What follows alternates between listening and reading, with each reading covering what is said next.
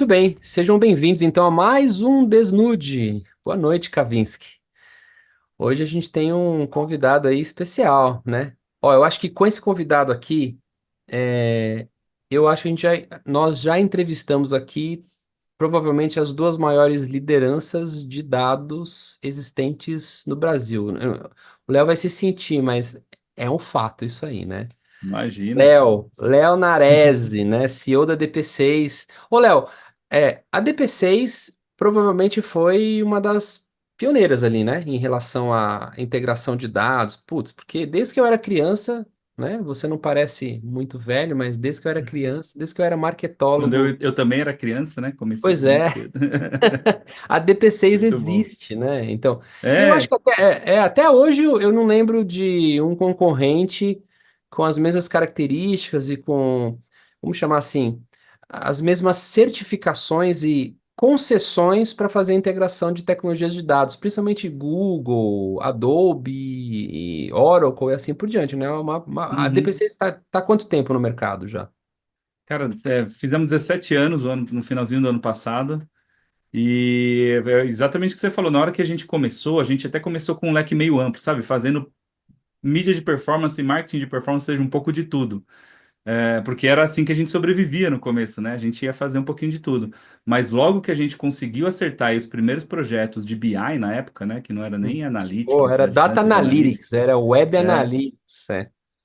né, o BI raiz ali, aí a gente percebeu que tinha um diferencial porque não tinha ninguém que vendia só isso, né, com a profundidade. Então, foi aí que a gente começou, né, a pivotar aí para falar, não, essa parte de agência, né, campanhas e tudo mais, vamos deixar para quem sabe gerenciar criativo, mídia e afins, a gente aqui é muito mais proficiente nos números, vamos explorar esse nosso potencial.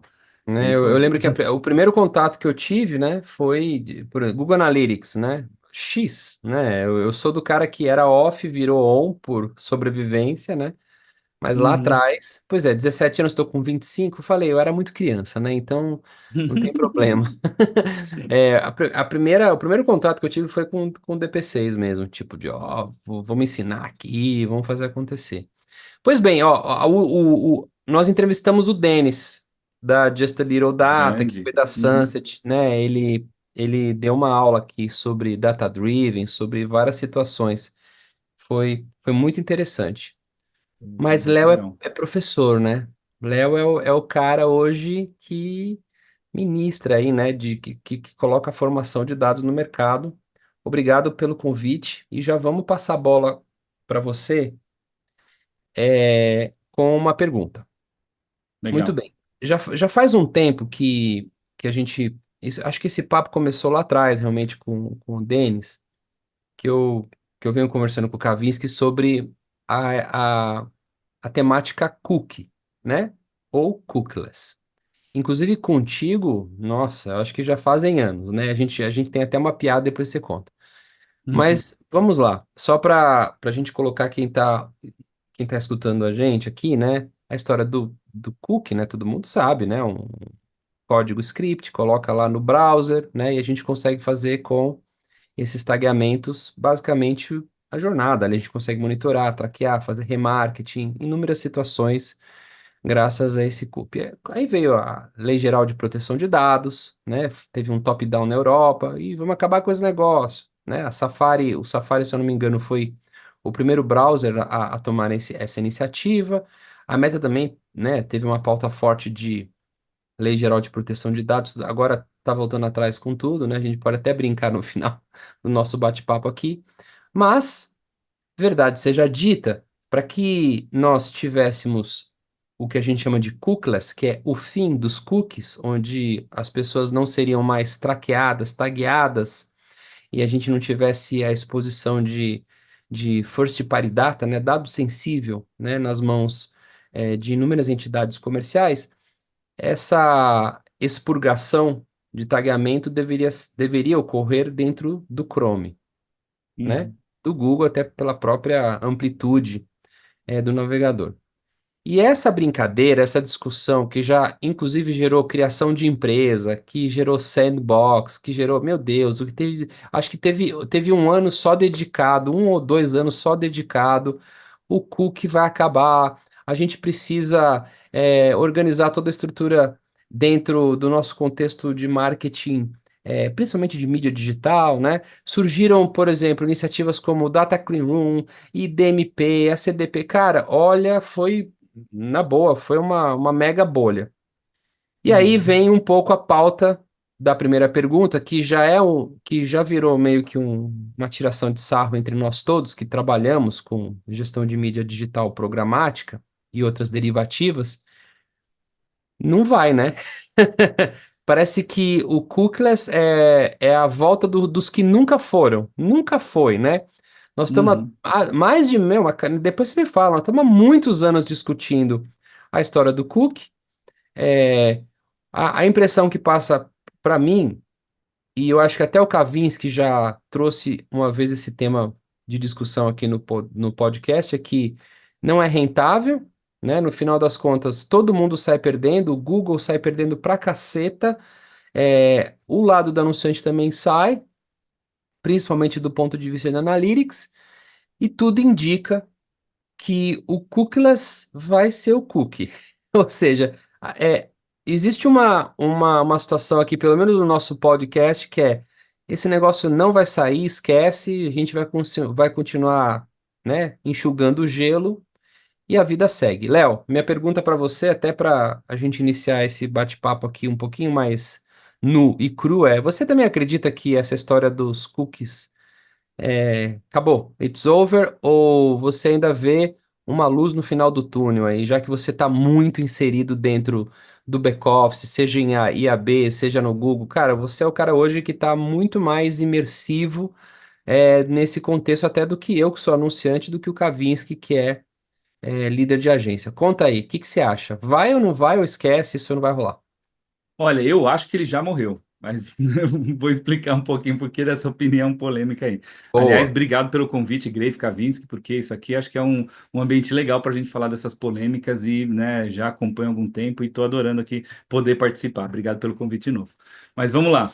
Eu acho que o Cookie já morreu, né, lá por 2017, 2018, quando algumas das Big Techs começaram a tomar algumas iniciativas, algumas atitudes ali, né, para eliminar ou reduzir a identificação de internautas, né, de pessoas ali nos ambientes digitais, nas suas plataformas de publicidade.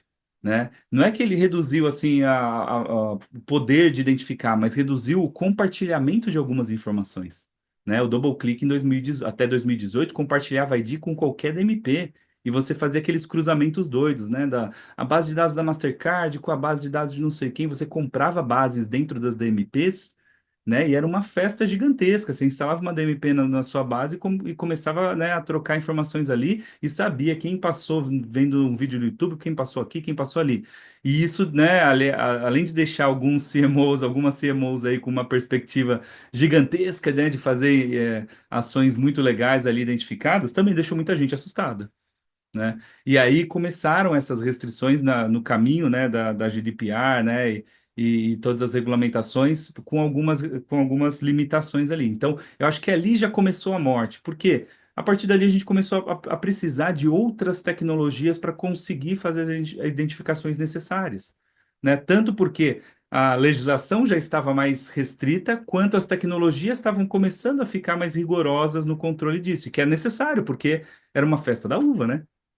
A gente via alguns e-commerces com 115 tags de players de MarTech, EdTech diferentes e vazando dado para tudo que é lado. E às vezes você pedia um relatório de um player, né, de geração de leads ou um relatório, né, para algum player de mídia que você contratava ali para fazer uma campanha.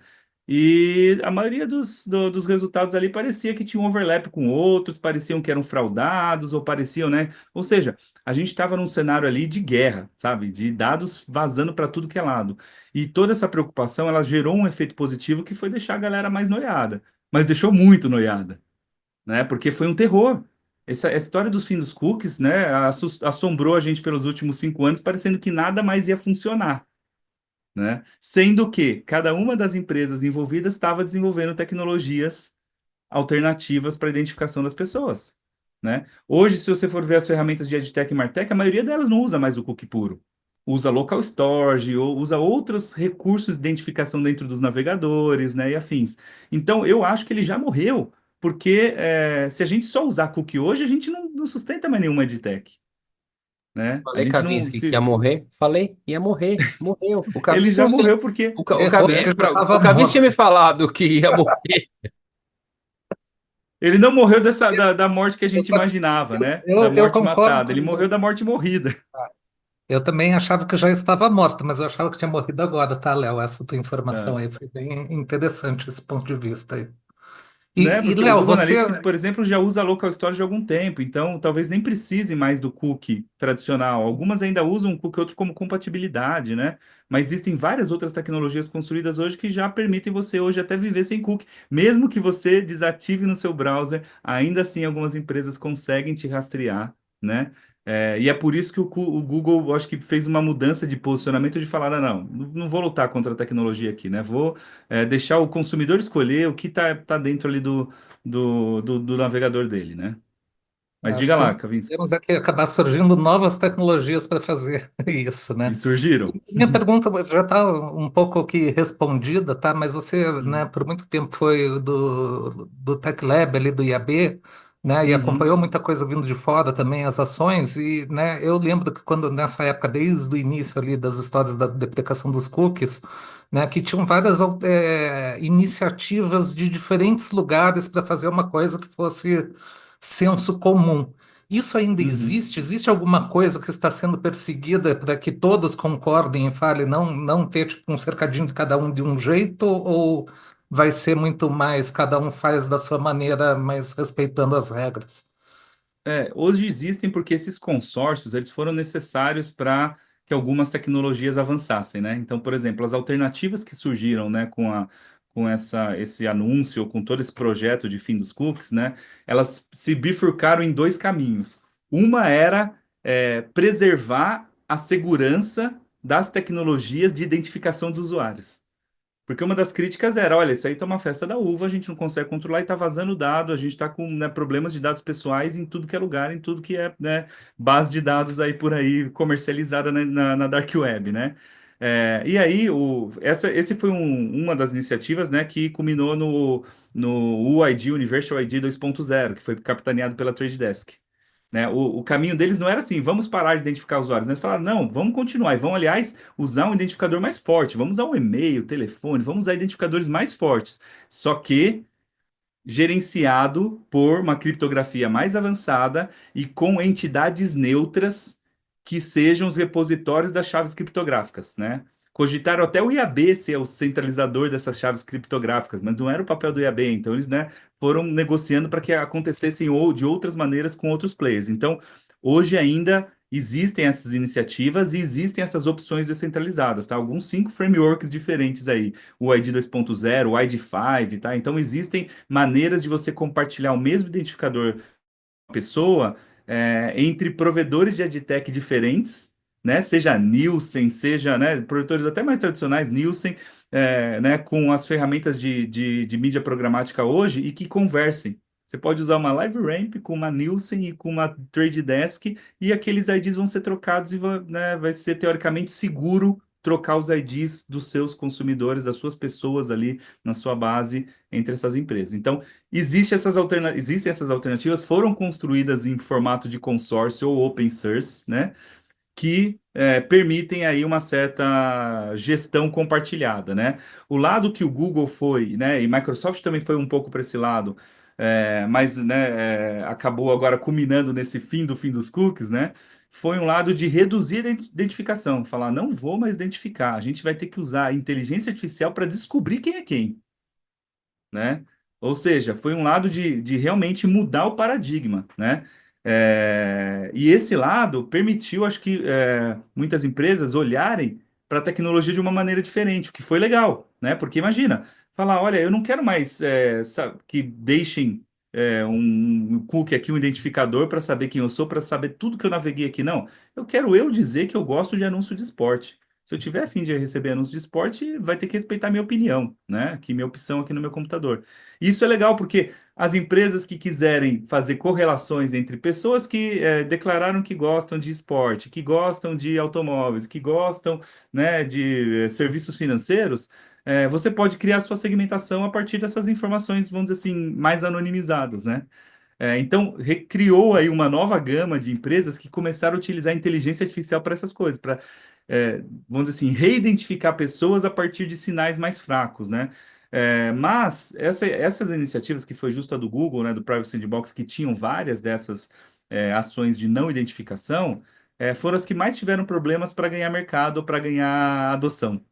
E aí que, né, veio aí a morte morrida, né, do fim dos cookies, ou a morte matada do fim dos cookies, porque chegou-se à conclusão que era impraticável. Os resultados não eram os esperados, né, a gestão disso era aquém, né, do que a gente precisava para o mercado. Críticas de todos os lados. Então, se o Google lançava uma solução e fazia testes, todos os outros players criticavam. Se a Microsoft lançava outra solução, todos os outros players criticavam. Nunca chegava-se a um acordo, né? E aí chegamos nesse não consenso de, olha, então tá bom, então agora a gente vai deixar as pessoas escolherem, né, o que elas querem, e ao invés de ficar tentando achar algo automático que vai tentar resolver a solução de todas os problemas aí da mídia programática, ou da internet identificada, ou da internet anônima, né?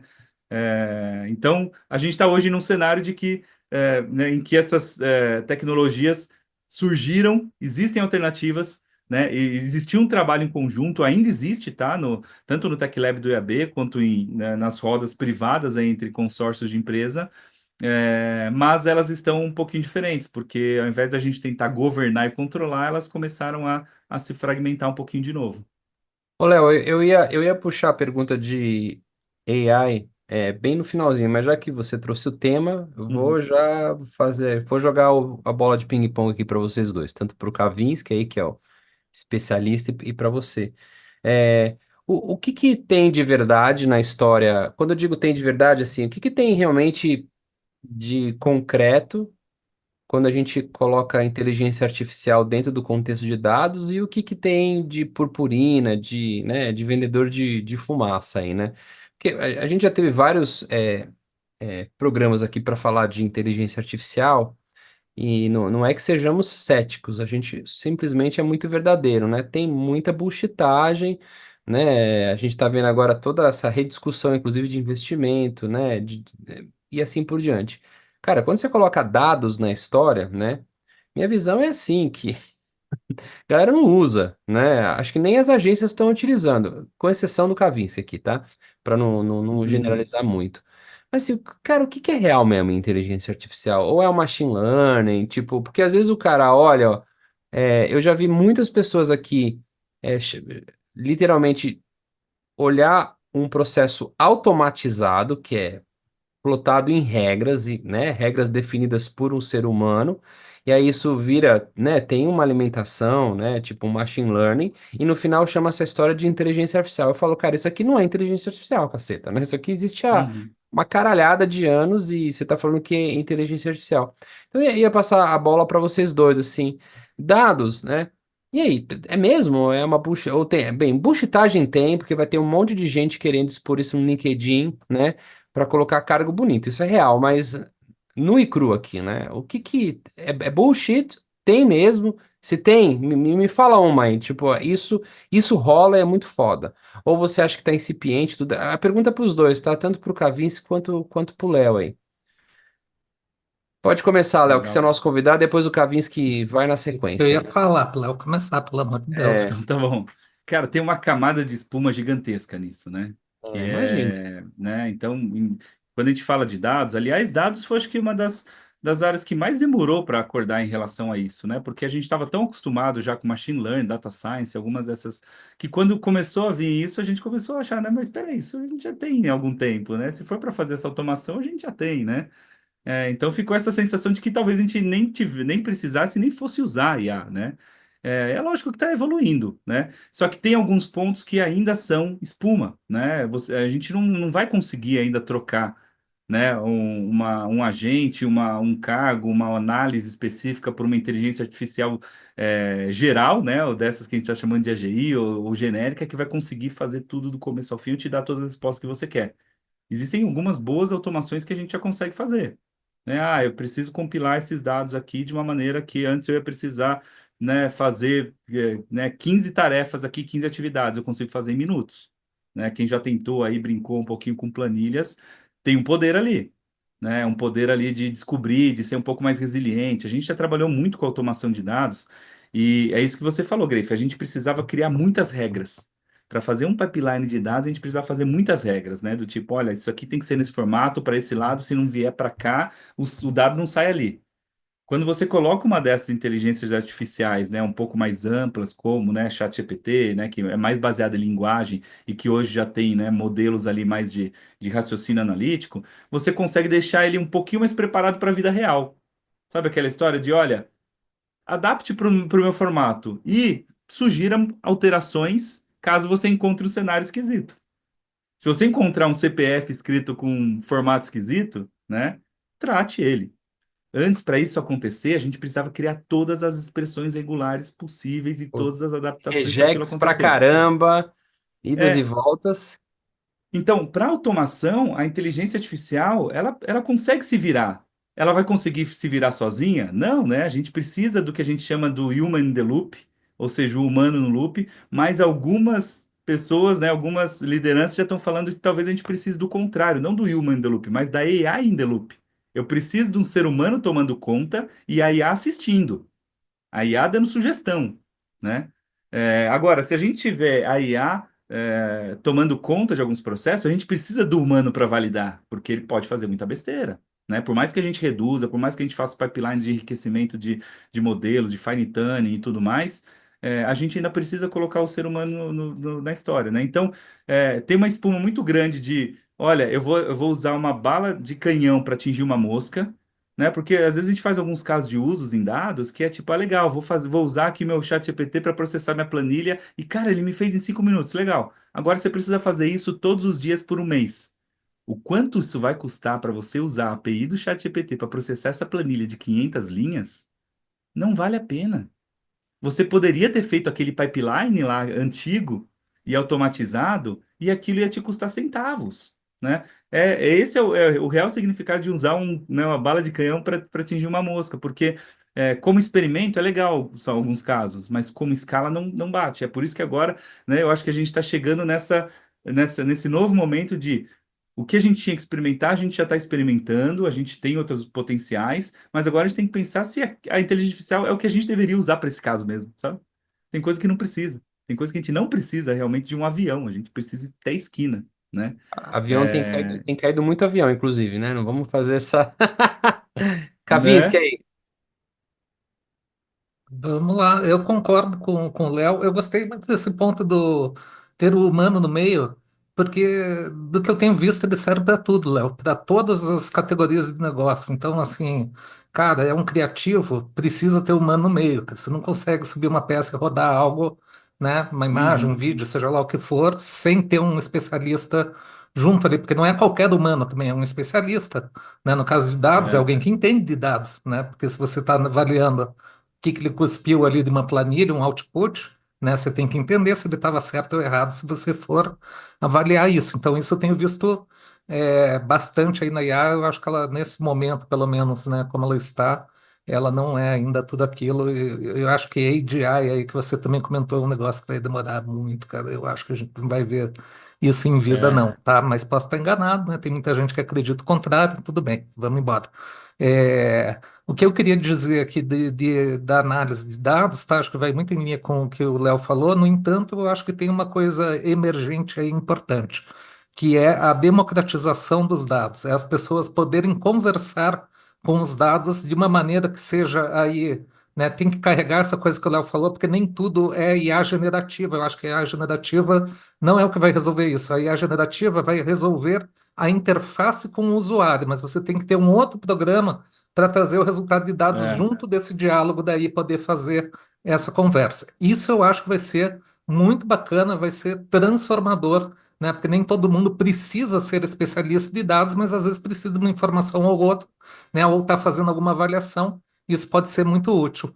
Tá? E se a gente Uhum, inverter o papel do negócio aqui, pensar aqui, a gente está pensando, né, até agora de como é que fica o negócio de dados com inteligência artificial. Agora vamos pensar como é que fica a inteligência artificial com o negócio de dados. Tá? Eu tenho uma Uhum. opinião muito forte aqui para trazer para o Léo fazer minha provocação, que é a seguinte: essa aqui não é a revolução da inteligência artificial que a gente está vivendo. Tá? As empresas que vão dar certo e vão se dar bem são as que têm os melhores dados e não as que têm as melhores inteligências artificiais. E até agora, no nosso mercado brasileiro, pelo menos minha opinião, tá, Léo? Você conhece mais, pode discordar se quiser. Uhum. Tem muito pouca coisa que está preparada ou sequer ficou, né? Quis ficar preparada nos anos passados, já quando, né, dados já era importante, já é importante, Sim. né? E mesmo assim nada foi feito, né? E eu É. tenho muita clareza, defendo isso aqui a qualquer momento que, cara, podem pegar exemplos de empresas que vão dar certo com IA lá na frente, todas elas vão ter uma qualidade de dados muito grande, tá? Esse vai ser o diferencial para mim.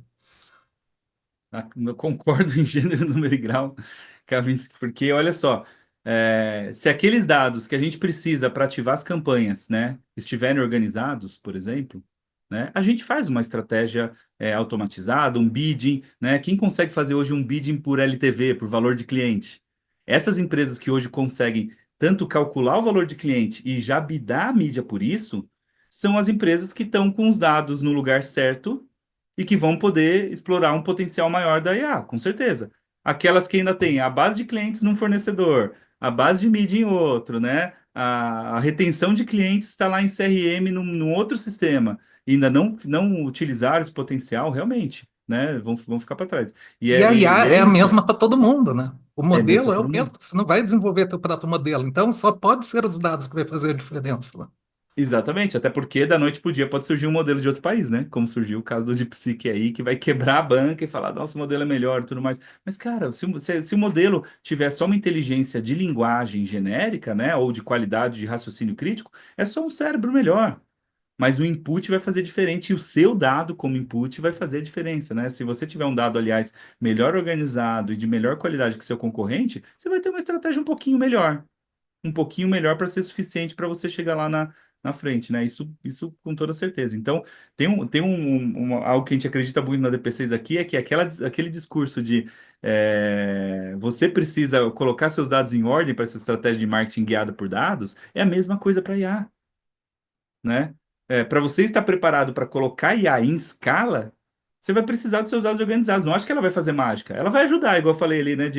Vou entender num cenário mais, vamos dizer assim, mais sem regras, né? Vou entender dados não estruturados, vou buscar dados na internet, vou trabalhar com dados de uma outra maneira aqui, facilitar. Sim, mas se você alimentar esse modelo com mais dados e melhores dados, né? Isso vai ser o diferencial para sua empresa. Agora, você pode fazer isso agora, já começar a estruturar e já usar até para o que não é IA, para o dia a dia, né? Ou deixar lá para frente, aí você vai penar um pouquinho mais, porque né, os concorrentes já vão estar um pouco mais na frente em relação a isso. Mas isso é total verdade, né? A gente precisa de dados melhores. Ô, Léo. Agora, diga lá. Não, não, pô, continue aí, por favor. Agora tem um ponto, Kavinsky, de dados, que além dessa democratização, né, que a gente consegue com a inteligência artificial, ou seja, né, qualquer um pode fazer uma pergunta e conseguir dados que antes a gente não conseguia, né, fazer aquela, mesmo com um prompt um pouquinho diferente só, né, você já consegue extrair aí algo que antes só um analista especialista do mercado financeiro ia conseguir. Hoje, se você der uma instrução lá, vai ter agente, robozinho que vai buscar essa informação para você, né? Agora, tem um outro lado que essa capacidade de entender, né, os conteúdos e o ser humano, né, e a linguagem de outras maneiras, também faz com que a inteligência artificial tenha um caso de uso bem interessante para construir dados, né? Porque Os tem muita dados informação solta práticos. aí, informação desorganizada, né? E essa informação desorganizada, a gente sempre acessou ou via buscador, né, ou baixando de N fontes e tentando fazer sentido dali.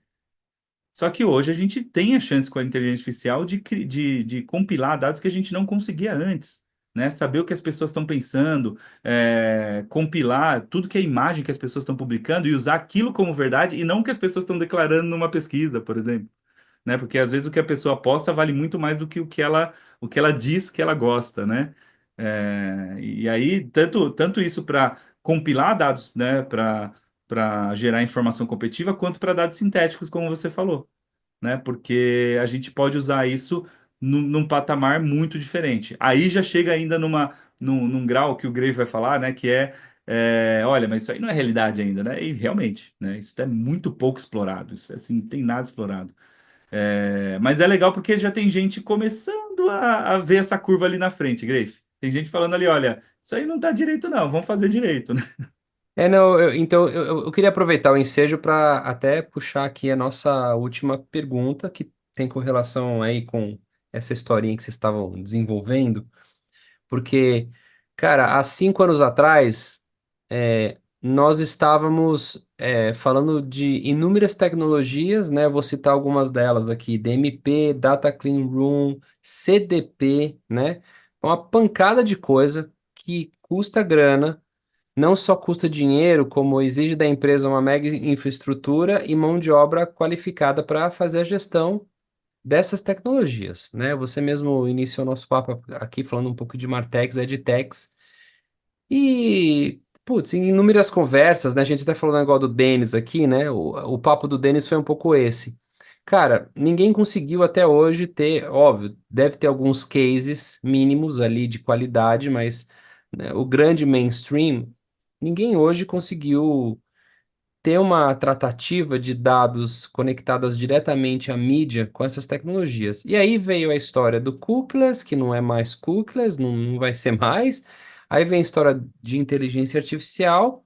Eu te pergunto, a gente poderia dizer que essas tecnologias como DMP, Data Clean Room, CDP e muitas outras, até imaginando que, né, algumas plataformas como o Google e a Meta estão começando a ter elas de um ponto de vista nativo, né? Você pega Uhum, Small Medium Business é um caso, os caras têm todas essas tratativas de DMP já nativas na própria ferramenta. E aí não é uma afirmação, tá? Mas você acha que essas tecnologias, que inclusive vocês, né, fazem a integração, elas morrem junto com toda essa história?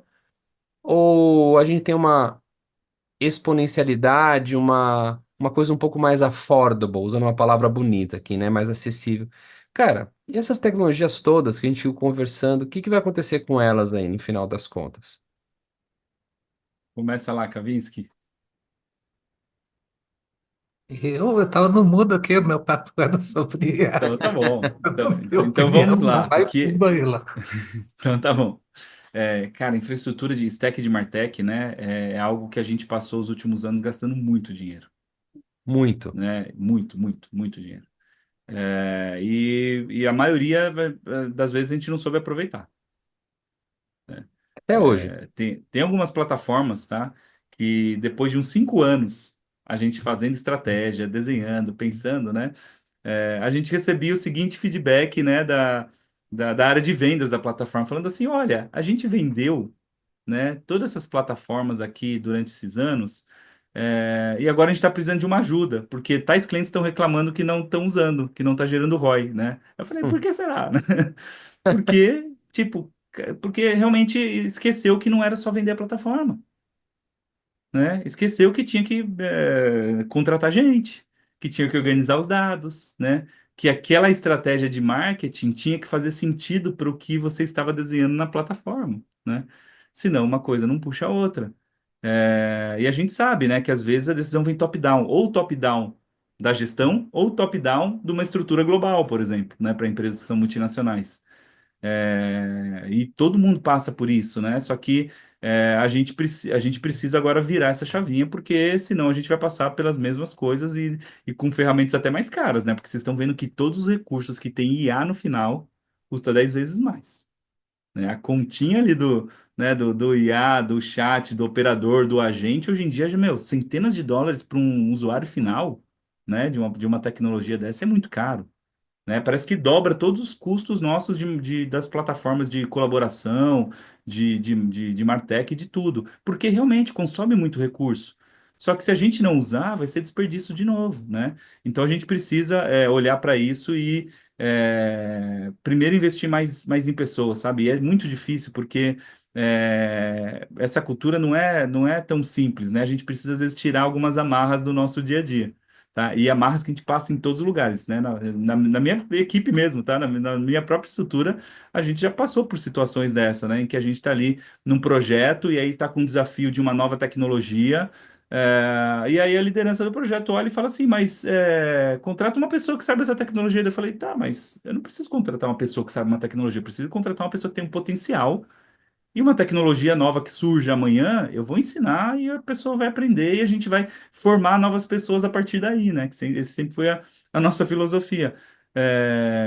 Mas não, às vezes a gente fica numa corrida por, não, eu preciso de uma pessoa sênior experiente nisso e preciso para amanhã, né? Mas aí acabou, porque você vai concentrar no mesmo recurso que você tinha e que não vai aproveitar, né? Vai ficar mais caro e você não vai aproveitar isso para a plataforma. Então a gente precisa muito equilibrar, né? Antes de gastar os milhões numa Martech, a gente precisa fazer com que a nossa equipe esteja preparada para fazer com o que tem hoje, Essa né? formação, Léo, ó, essa formação. Desculpa, Kavinsky, pode Imagina. perguntar aí.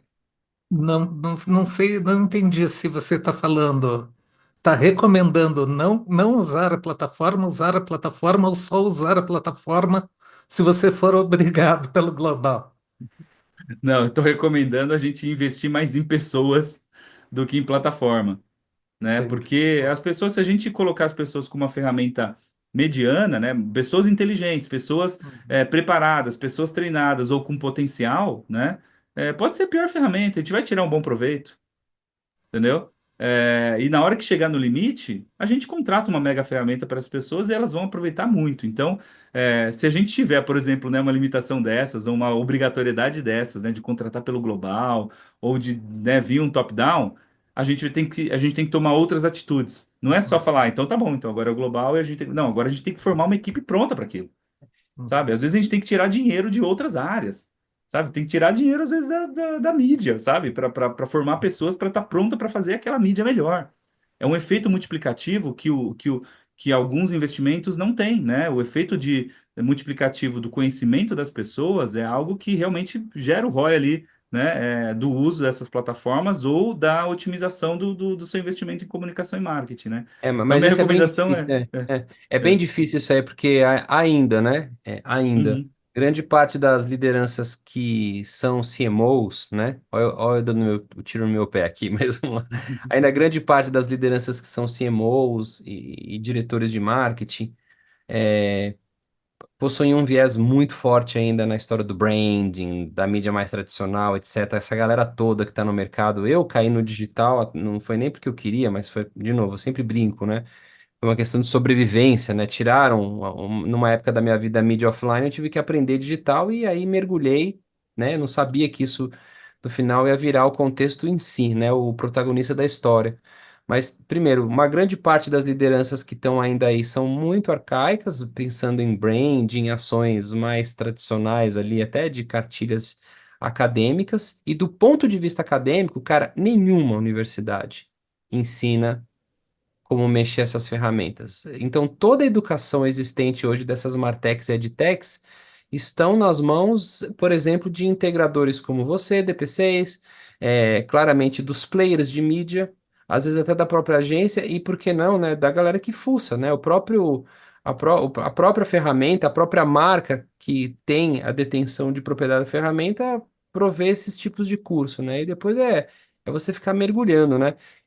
Até para a gente finalizar esse ponto da educação, muitas vezes eu fui no Google é, pedindo uma explicação sobre dúvidas técnicas e nem o próprio Google, nem o Google sabia. Cara. Tipo, não, a gente precisa explorar melhor a ferramenta, né? Então, eu acho que não é uma coisa tão trivial de resolver e demanda tempo e grana mesmo, né? É uma decisão mais bold, mais corajosa aí.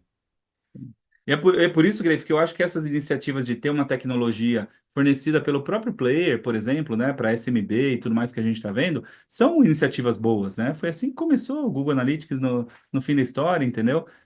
São iniciativas que permitem a gente fazer, né, muito com pouco, né? Se você E precisar de um enriquecimento simples ali do dado para fazer sua segmentação, vai com a ferramenta que está ali na plataforma de mídia, né? mas aí você pegou num ponto-chave muito importante, né? Porque o Google comprou o Working, né? Que era uma ferramenta que o pessoal gostava, especialmente SEO e tudo Uhum, mais, e transformou no Google Analytics justamente porque ele identificou no mercado que as empresas estavam segurando investimento em soluções de BI, né, Aham. para fazer uma solução grátis para avaliar melhor o resultado deles, para que tivesse uma Uhum. economia ali, né, com a ferramenta sendo gratuita e começar a usar isso. Mas cara, eu discordo, assim, data-driven a gente fala desde 2010, pelo menos, gente. Esse negócio de 90% pessoas, 10% ferramenta, a Vinash fala também há muitos anos, cara. Eu fico abismado o estágio que a gente está de dados no Brasil e no mundo até. Para mim, a coisa mais importante do marketing, cara, hoje é a questão dos dados, cara. Eu acho Não, que a gente está muito para trás. hoje é, com Cruz certeza para isso. é. Mas ó, eu entendi a sua discordância. Hoje é, mas para fazer essa movimentação que o Léo está pedindo, são poucos os CMOs que falam, vou tirar de mídia, por exemplo, para investir numa plataforma de dados e treinar a minha equipe, né? Em alguns casos a gente não consegue nem enviar a equipe para eventos para listening Uhum. só, né? É isso. Então, é indiscutível que, até do ponto de vista de sobrevivência, né? Eu falei, teve uma época que eu tive que sobreviver para aprender digital. Hoje, a gente tem que sobreviver para entender dados, né? Que é um É. modus operandi, um perfil de profissional completamente diferente de quem se formou na década de 90, como é o meu caso, né? Finalzinho das 80 para início das 90. Mas sim, o Kavinsky tem toda a razão, né? Hoje acho que passamos da discussão data-driven, virou um must do nosso contexto de marketing, senão não vai rolar, né? E Muito precisa bem. muita coragem, né, para fazer essa movimentação. Pô, que De, é isso? Você tá imagina, doido? eu passei por, Não, eu consigo contar na mão aqui, né, nos meus dedos, as vezes que eu consegui algum cliente comprando essa briga comigo e falando assim, tá bom, eu vou tirar dinheiro de mídia para fazer isso, Ah, não entendeu? é sexy, né, cara? Tipo, Não ninguém tá é, fazendo. não é. É complexo para você É, entender do negócio. Tem que, né, se aprofundar um pouco para poder falar sobre, né? Então, tipo, né, tem uma é. curva de aprendizado longa para quem quer aprender, né? Não é tipo.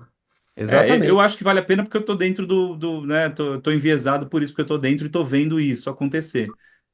Mas a gente também tem que evoluir como comprovar esse resultado, né? Porque como vocês falaram, não é sexy, geralmente é tubulação, ficar enterrando o cano não gera ROI, né? Não, Só que a Jorge. gente tem que fazer essa ponte, do mesmo jeito que a gente tem que pedir essa coragem, né, da executiva, do executivo de marketing, a gente também tem que dar a coragem de apostar o resultado.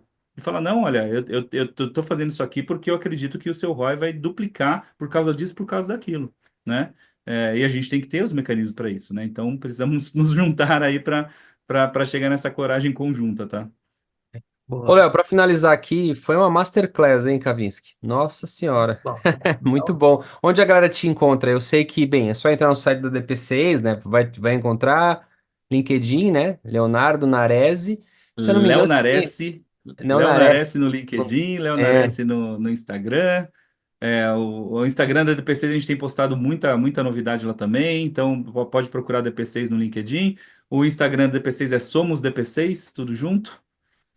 E a gente tem atualizado bastante conteúdo lá e, né, feito bastante dessas discussões. Por favor, você continua vamos dando aula evoluir essa na conversa. SPM lá? Continua Eu dando aula na continuo dando aula em SPM? alguns lugares, mas eu parei, eu reduzi minha carga recentemente, estou com uma filhota de 1 ano. E, né, ou parabéns. seja, faz 2 anos aí que a gente está cuidando aí de todo esse processo, com mais, né, outro filho de 6 anos aí, e aí eu reduzi um pouco minha carga porque os horários eles realmente conflitavam aí, né, com essa agenda pós, né, a agenda da manhã, aí a agenda da noite ficava um pouco mais atribulada, mas deixa ela crescer um pouquinho mais que eu já volto para minha carga de aulas e treinamentos aí, eu ainda continuo esporádico em alguns lugares, mas a gente já retoma isso. Tá bom. Putz, Léo, brigadão, hein? Obrigado, assim, a gente adora não é uma entrevista, é só uma desculpa para aprender mais. Para Muito conversar, obrigado aí eu que aprendo por ter muito com vocês. aceitado. Muito bem. Kavinsky, show, né? Muito bom. Encerramos aqui hoje. Muito Não, bem. prazer, cara. Muito bom ter você aqui com a gente. Beleza, Obrigado, crianças. Cavinhos. Não Obrigado, Greg. esqueça. Quem tiver curiosidade, inclusive de, né, eu e o Kavinsky aqui, a gente já gravou pelo menos uns dois programas, né, onde a gente se aprofunda também em relação à parte data-driven. Só scrollar um pouquinho para baixo lá, vocês vão encontrar uns episódios também sobre data-driven, inclusive esse aí que a gente falou do Denis. Ok. Muito bom. Gente, valeu. Muito Até obrigado, hein? Até mais. mais. Valeu, Valeu, pessoal. pessoal.